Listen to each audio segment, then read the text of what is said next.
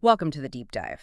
Today we're tackling something pretty common actually, but maybe underestimated. How our spending changes when, our income goes up. Hmm. We're going to explore this by looking at one person's story, David Nguyen. Right. So David, he's 38, works in corporate finance, lives in New York City, and he recently got a pretty significant salary bump.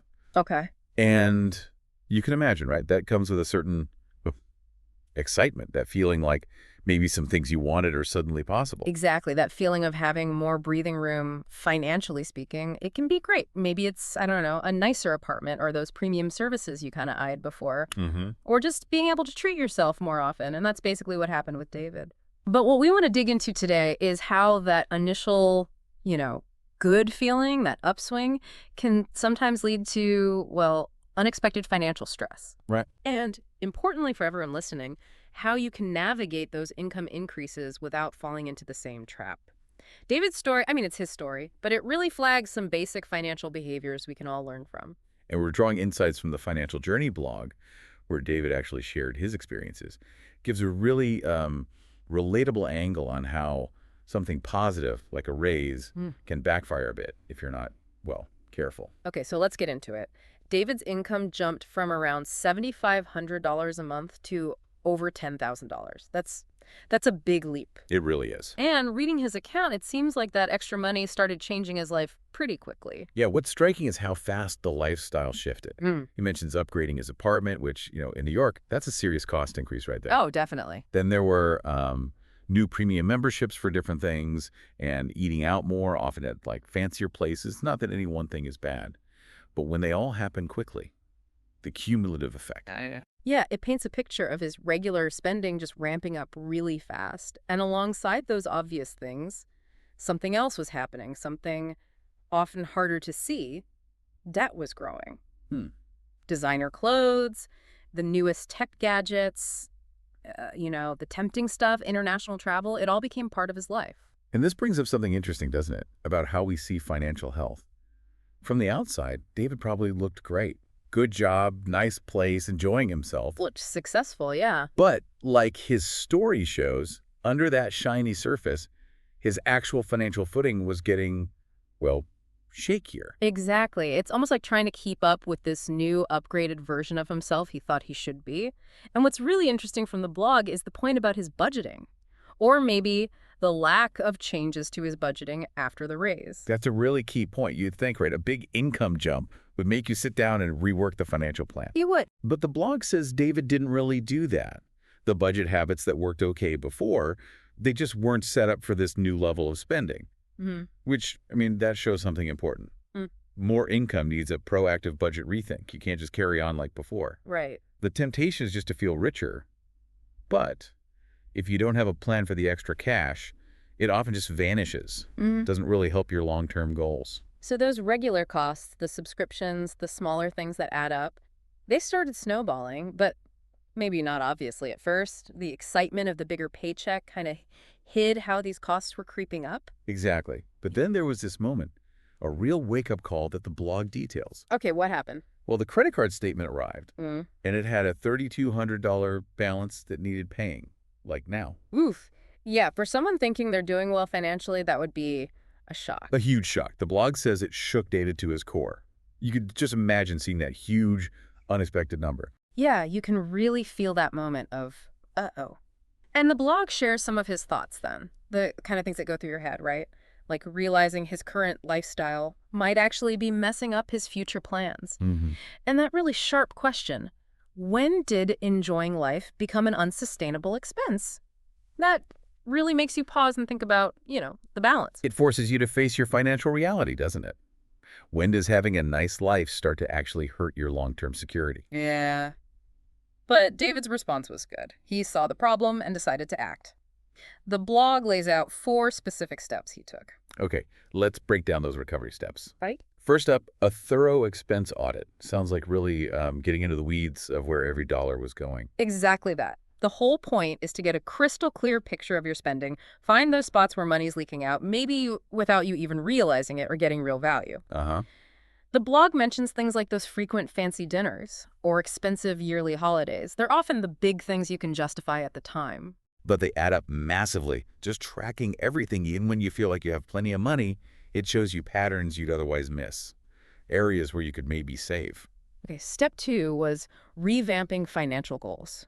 So, not just cutting back randomly, but like realigning his spending with what he actually wanted long term. Precisely. Finding a balance that works. The blog says David focused on, yes, still enjoying life, but also making saving and paying down that debt a real priority again. That makes sense. It's crucial, right? Mhm. It's not about totally depriving yourself. It's about making deliberate choices that back up your bigger financial aims.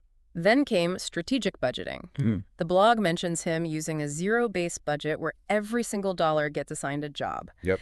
And interestingly, you got advice from a financial advisor who actually specialized in like corporate budgeting. Yeah, which is a smart move, I think. You're- Someone used to handling bigger, more complex budgets can bring a different perspective, even to personal finances. And that zero-based approach, it makes things really transparent, harder for money to just kind of slip away. Right, leaves less room for accidental overspending. And the last step, mindful indulgence.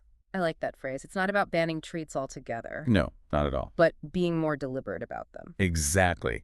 The blog contrasts those spur-of-the-moment buys with treats that are actually planned. It's about making sure those indulgences fit within your financial picture rather than being random things that throw you off track. Okay, so beyond David's personal journey, the blog digs into the analysis, the why behind it all. Let's look at those insights. The main problem is called lifestyle inflation. Can you just break that down simply? Sure. Lifestyle inflation, in simple terms, is when your spending just goes up right alongside your income. You earn more, so you spend more, often upgrading your lifestyle. Mm-hmm. But you upgrade it so much that the extra income doesn't actually make you more financially secure or boost your savings. It's kind of like, running faster on a treadmill. You're putting in more effort, but you're not actually getting further ahead towards your real financial goals. Gotcha. And the blog points to some of the thinking errors that got David into that spot. A key one was this idea of endless affordability, which, you can see how a bigger paycheck might lead you there. What are some of the psychological things behind that feeling? It can't just be the number itself. Oh, there's definitely a psychological side. Yeah. That extra money creates this feeling of, well, abundance, like the old money worries just don't apply anymore. Yeah. We might start comparing ourselves to maybe new peers in this higher income bracket, wanting the same stuff, same experiences they have. Keeping up with the Joneses, but a new set of Joneses. Right? Exactly. And there's also this sort of mental accounting sometimes, where the new money feels separate from your old budget, so it feels easier to just spend it freely. And like we said, not updating the budget just reinforces that illusion, because you're not really tracking where the extra is going. Absolutely. Like having a bigger boat but still using the old small map, it won't guide you properly. The blog then talks about some basic financial ideas, calling them reasoning from first principles. Why are these fundamentals so key here? Well, these are really the bedrock of managing money. First, just the basic link between income and expenses. More income doesn't automatically mean you have to spend more equally. You get to choose how to use that extra money. Right, you have agency. Exactly. Then there's budgeting. A budget isn't supposed to be a punishment. It's just a tool, a plan to make your spending match your values and, keep things sustainable. And crucially, the emergency fund. David's story with that credit card bill shows it perfectly. Without that safety net, unexpected costs can easily push you into debt and just mess everything up. And the blog is pretty clear about the specific principles David kind of tripped over. Yeah, definitely. Yep. Avoid lifestyle creep, that slow, often unnoticed rise in spending as income goes up. Maintain a flexible budget. That's another. Your plan needs to be able to change as your income or life changes. You can't just set it and forget it forever. Makes sense. And of course, always track and manage debt. You can't just ignore liabilities. It's like ignoring a warning light on your car dashboard might seem fine for a bit, but it'll catch up to you. Now, the blog uses a really great analogy for David's situation, the seesaw. Can you describe that? Yeah, it's pretty effective visually. Imagine a seesaw. Income's on one end, expenses on the other. Okay. If your expenses start to get heavier than your income, that side goes down, the seesaw tips, and you lose your financial balance. David's story shows that just putting more weight on the income side isn't enough. Right. You need the discipline, the active management, to keep the expense side from getting too heavy and tipping things over. The blog even stretches it to a tightrope walker metaphor. Oh, interesting. Yeah, like you're constantly balancing that urge to indulge with the need for restraint just to stay stable and keep moving forward. That tightrope walker image. Yeah, that sticks. It really highlights that it's an ongoing effort, requires real intention to manage your money, especially when you have more of it to manage. So, what's the main takeaway, the final conclusion from the blog's analysis of David's journey? The core message is really clear. You absolutely have to adapt your financial planning when your income grows. If you don't, you're just wide open to lifestyle inflation. Right. And that can seriously block you from building wealth long term or hitting your goals. The blog really hammers home the key actions. Regularly check your spending, actively manage those expenses, and be strategic about your discretionary spending. Make sure it adds to your life without wrecking your finances. It's all about finding a lifestyle that feels good but is also sustainable and, financially sound. So, wrapping it all up, David's experience shared through the Financial Journey blog, it really drives home a lesson for pretty much everyone. Doesn't matter what your income is right now. Absolutely. It's that fundamental need for mindful financial management. David's story is a stark reminder that more money doesn't automatically equal more financial freedom.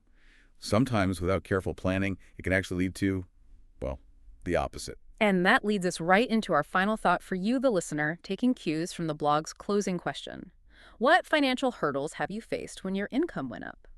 Think about the strategies David used, that detailed expense check, rethinking goals, strategic budgeting, mindful treats. How might those apply to you? Have you ever noticed that quiet creep of spending that happens when you start earning more? It's definitely something worth reflecting on for your own financial planning. Thanks for joining us for this deep dive.